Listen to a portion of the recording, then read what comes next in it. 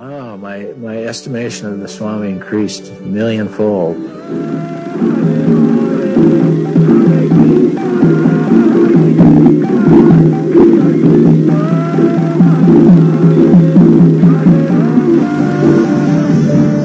He embodied spirituality, and his disciples wanted it. They said, we want some of that.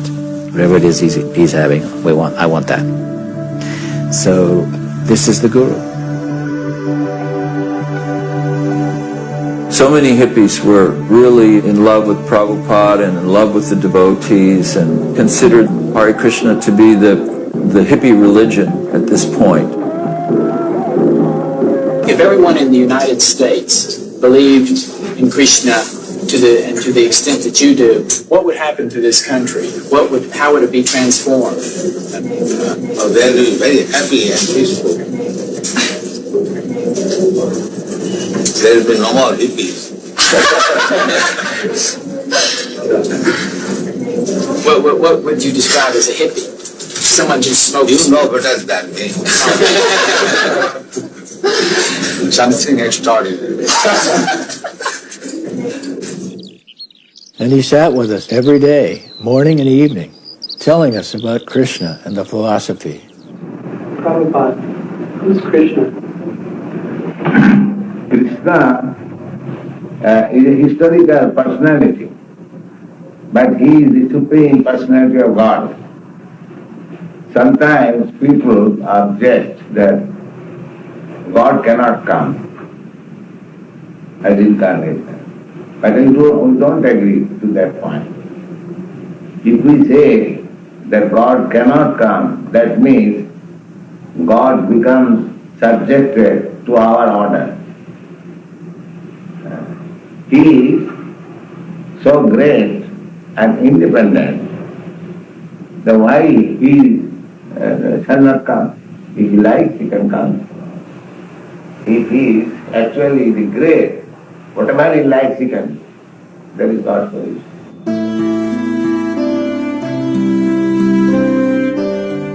We had a wonderful life there. It was just wonderful. It couldn't be any better. It was as good as it could get. I mean, it was like a family.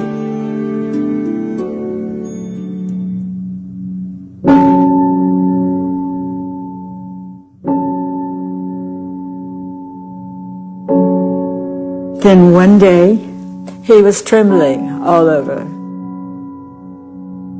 Swamiji had a heart attack. He was, from all appearances, leaving this world.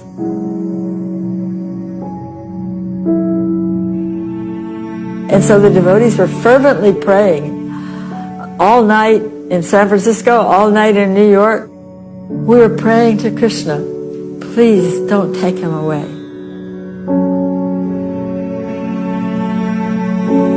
He's just come here.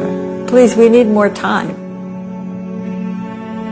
We never had the feeling that he was ailing and old, but that he was the leader of the movement, and we just depended on him. We couldn't imagine what life would be like without him. The heart was so weak. Health is broken. I was very sick. I thought now I shall not exist. So let me go to Vrindavan and die there.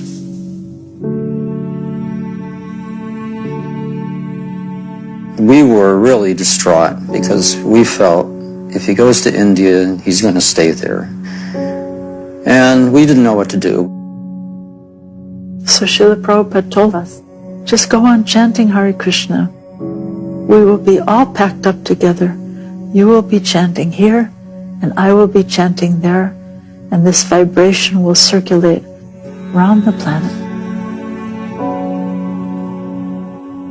And he turns to the picture of Bhaktisiddhanta and says, here are a bunch of people, they're not completely trained in our theology and practices, but they're very sincere and they're very enthusiastic. This is your movement, they are your people, please take care of them.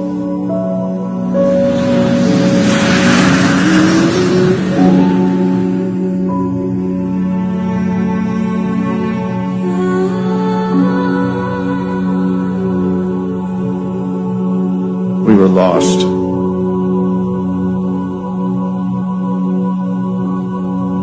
We just couldn't accept the idea that he might never come back.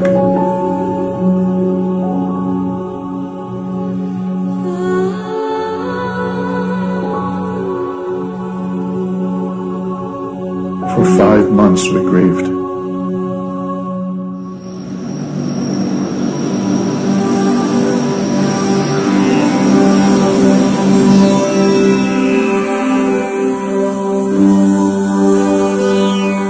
Then we received word that Prabhupada was better.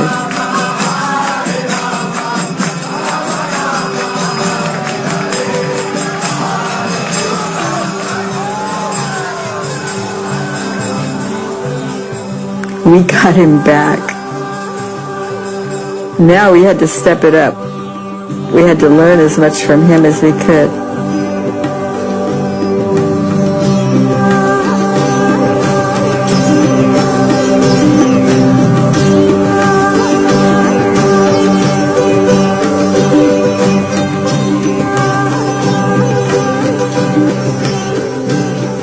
From the outset, our intention had been, let's do something really big for Prabhupada. And there wasn't much bigger in 1968 than the Beatles.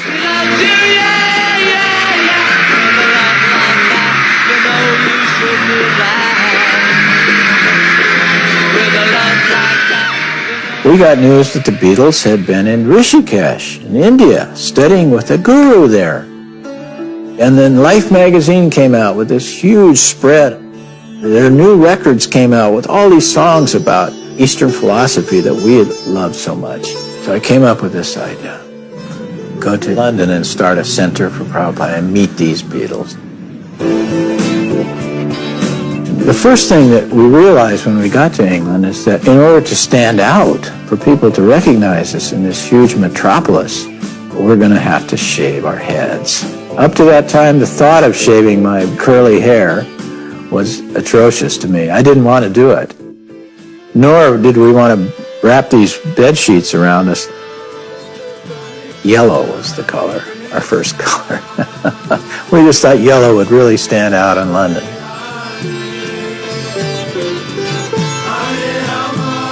We named ourselves Hare Krsna Temple, the rock group. We began getting engagements at rock concerts.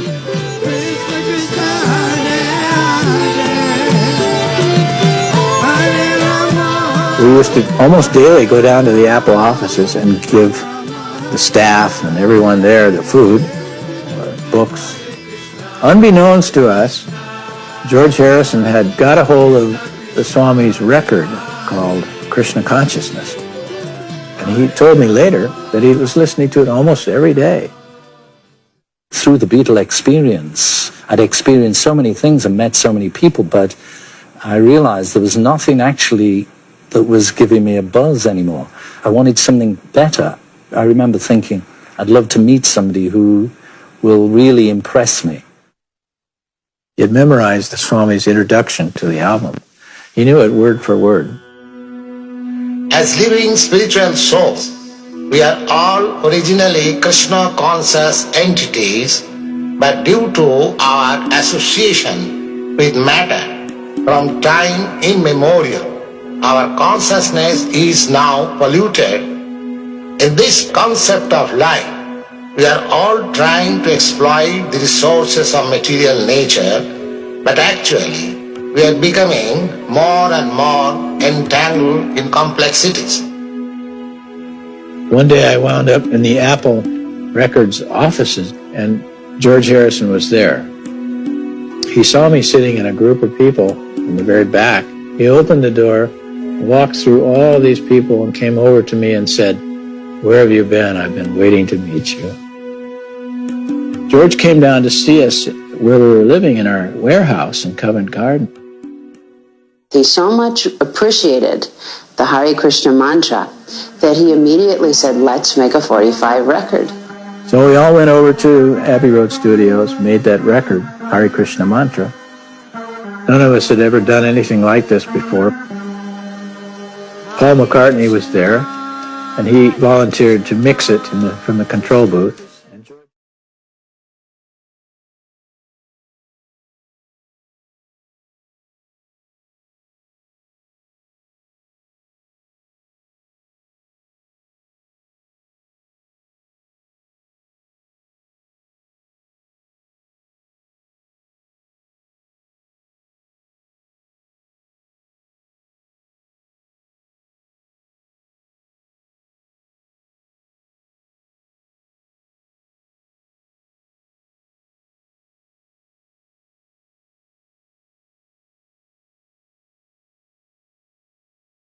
A feature on us, and we were able to send a report back to Srila Prabhupada with the headlines, Krishna Consciousness Startles London.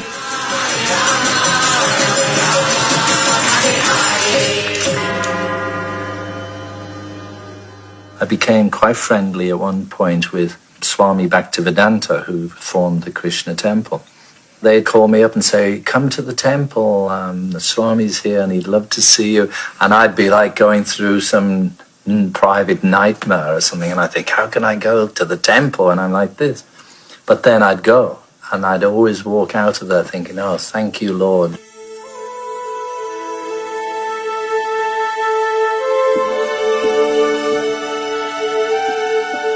And he said to me at a certain time, I want to do songs for Krishna. We're backstage in Apple, and he says, here's this song, and he plays My Sweet Lord.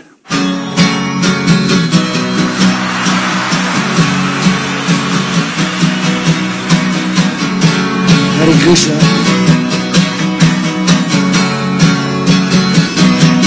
The music really was the key that opened the door into the yoga and the Vedic scriptures, which is really the foundation of everything. You know, it gave some sort of backbone to my life.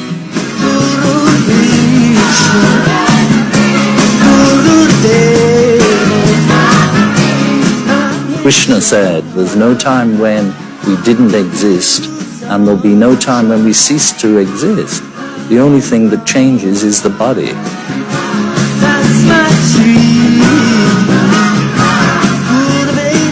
When George introduced this, it went worldwide.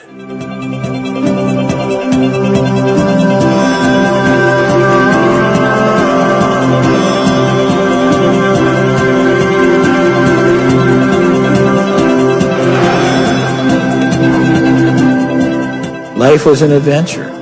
He'd call me in and say, we got invitations to Paris, Bombay, Sydney, and one just arrived from Nairobi. Where do you think we should go?